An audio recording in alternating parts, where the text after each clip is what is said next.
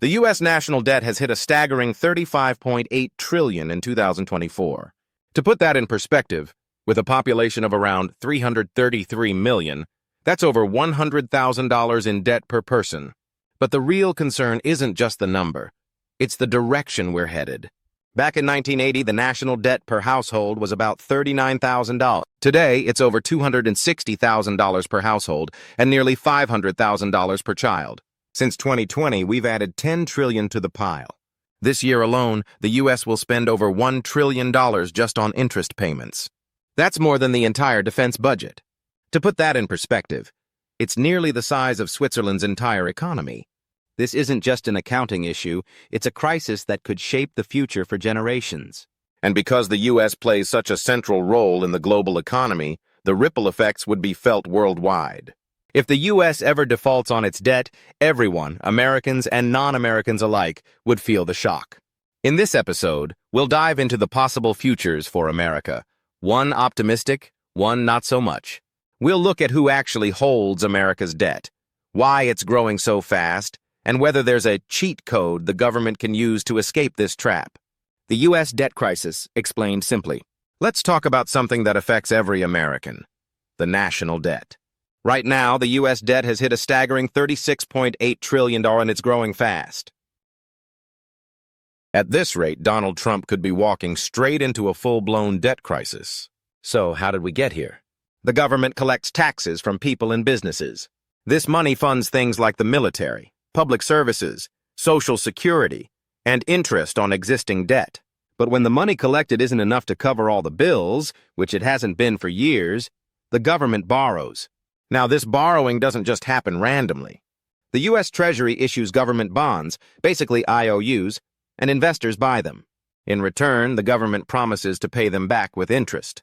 These investors include individuals, big companies, other countries like Japan, China, and the UK, and even the U.S. Federal Reserve itself. Right now, the 10-year U.S. Treasury bond yields about 4.3% annually, which means that's what the government is paying in interest for borrowing that money. But here's the scary part. The debt-to-GDP ratio, which compares what the U.S. owes to what it produces in a year, is now 120%. That means we owe more than the entire annual economy produces. For context, the only other time this ratio was close was during World War II, when the U.S. was funding the largest war in history. But today there's no war, just spending gone unchecked. This growing imbalance has many experts sounding the alarm about a sovereign debt crisis, a term usually used for struggling developing nations. Now, people are using it when talking about the United States. Here's how it turns into a real crisis. If interest payments on the debt grow faster than tax revenues, the government starts borrowing just to pay interest. That's like taking out a new credit card to pay off the old one, a dangerous cycle. Now let's look at why this keeps happening. Every year, the U.S. runs a budget deficit, meaning it spends more than it earns. For example, if the government brings in $3 trillion in tax revenue but spends $4 trillion, it has to borrow the extra $1 trillion. That's $1 trillion in new debt every year. This wasn't always the case. Back in 2001, the U.S. actually had a budget surplus of $130 billion, but that was the last time we made more than we spent. Since then, deficits have become the norm, and they're getting worse. Even if we ignore the massive COVID-era deficits of 2020 and 2021, the trend is clear. Year after year, we're digging the hole deeper, and as a result, our national debt has exploded from $10 trillion in 2001 to nearly $35 trillion today. More than tripling in just over 2 decades. To make matters worse, there's no real plan to pay this debt down. In fact, some argue that Washington isn't even trying. As long as the government keeps spending more than it earns and relies on borrowing to keep things running, the debt will keep growing, and that's the heart of the problem. Because eventually, just like any household or business, you can't borrow forever without consequences. The size of the deficit, explained simply.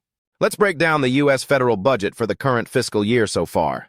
Since October 2023, the government has taken in about $3.29 trillion in revenue, but it has spent $4.5 trillion. That leaves us with a deficit of around $1.2 trillion already.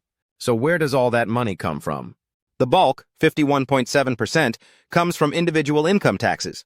Another 34.2% comes from Social Security and Medicare taxes.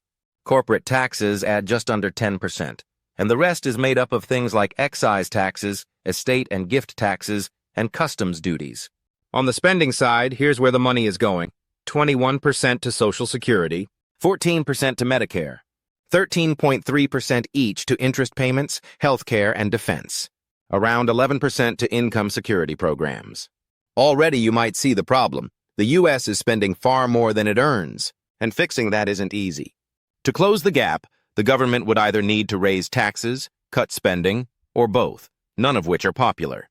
Most people don't want to pay more taxes, and they also don't want to see cuts to things like Social Security, healthcare, education, or defense. But if we ignore the problem, it only gets worse. According to the Congressional Budget Office, CBO, the annual deficit is expected to grow from $2 trillion in 2024 to $2.8 trillion by 2034. That will push the debt-to-GDP ratio from 99% now to 122% by 2034, well past the previous record of 106%. And there's another big issue, interest rates. For over 20 years, interest rates were very low. But with recent inflation, the Federal Reserve, which sets interest rates independently of the government, has raised them to around 5.5%. Why does that matter? Because when government bonds, which are basically IOUs, come due, the U.S. usually doesn't pay them off. It sells new bonds to cover the old ones. That worked fine when rates were near zero. But now the government has to refinance old debt at much higher interest rates. That adds up fast. So far this year, $601 billion has gone to interest payments alone, making it the third largest spending category. And the CBO expects this number to keep climbing. By 2034, interest costs are projected to hit 4.1% of GDP, or about 1/16 of all federal spending. As these mandatory costs rise, the amount of money left for everything else, like infrastructure, research, or education, shrinks. That leads to hard choices: raise taxes, slash spending, or borrow even more, which digs the hole deeper. This is what experts call a debt spiral, where higher interest rates make debt more expensive, forcing the government to borrow even more, creating a vicious cycle. Paying the price of debt, how rising interest threatens the U.S. economy. In 1981, the U.S. debt hit a staggering $1 trillion, a huge number back then, but it took 205 years from the founding of the country to reach that point. Now, in 2024, $1 trillion is what the U.S. spends every year just on interest payments. Imagine paying that much interest alone on a credit card. Though President Bill Clinton managed to balance the budget in the late 90s, the momentum of debt since then has been unstoppable. Since 1981, the debt has skyrocketed 35 times over. From the 2000s onward, it's been a runaway train. President George W. Bush added $6 trillion with the wars in Iraq and Afghanistan. Obama's 2008 stimulus added about $9 trillion. Trump increased it by $7.8 trillion with tax cuts and military spending. And Biden added $5 trillion with COVID recovery efforts. The global community is now noticing, with the IMF warning in June 2024, that the growing debt poses risks to both the U.S. and the global economy. While the total $35 trillion in debt is worrying, it's the rising interest payments that are truly concerning. The U.S. is now borrowing more money just to cover its debt payments. With inflation rising after COVID, the Federal Reserve hiked interest rates, which only increased the burden. These growing payments are draining funds that could otherwise go to public services like infrastructure. If the U.S. continues down this path, it could face a crisis where it can't pay the interest, leading to a potential default. While the U.S. can always print more money to meet obligations, this could lead to inflation, which would essentially be a form of default. If things continue, we might soon see the debt crisis reach a breaking point, with global repercussions. What happens to the U.S.? The future of the U.S. economy is uncertain, and what happens next depends on how events unfold. To make sense of this complexity, let's break it down into two possible scenarios, one where things go well and another where things go poorly. Positive outcomes. Safe haven.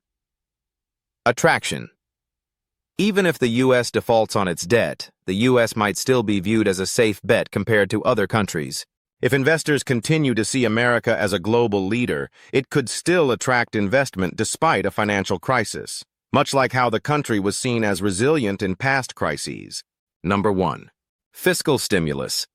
In response to a crisis, the U.S. government could pump money into the economy to help it recover.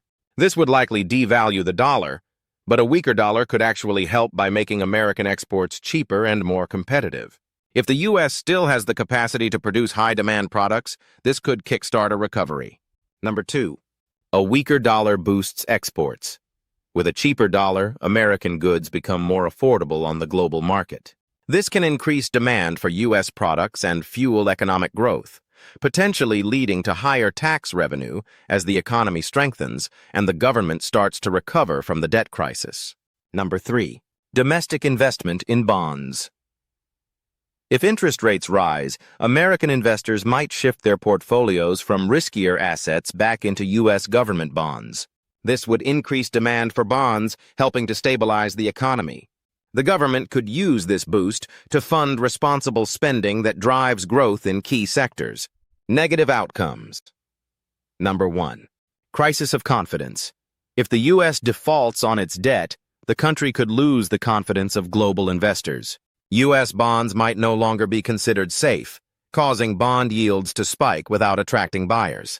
This could lead to market volatility, reduced investment, and a slowdown in economic growth. Number 2. Higher borrowing costs.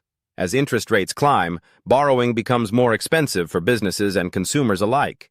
This could result in less spending and investment, which in turn would reduce government revenue, making it harder to pay down debt. Number 3. Global repercussions. A default on U.S. debt could cause a ripple effect across the global economy, disrupting trade and financial systems. The U.S. might find itself caught in a vicious cycle, unable to escape the economic turmoil caused by its own financial missteps. Number 4. The Fed's overreaction. If bond yields skyrocket and markets begin to panic, the Federal Reserve might try to intervene by printing massive amounts of money to stabilize the situation.